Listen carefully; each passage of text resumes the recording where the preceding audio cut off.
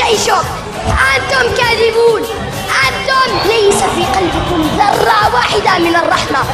أنتم أيها الفسقة الظلمة، أنتم يا أبناء اليهودية. والله والله والله سنحرر فلسطين، والله سنسجد ركعات شكر لله، ولكن في المسجد الأقصى إن شاء الله سنحرر فلسطين.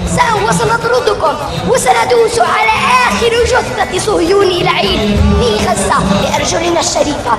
سندوس عليكم إن شاء الله.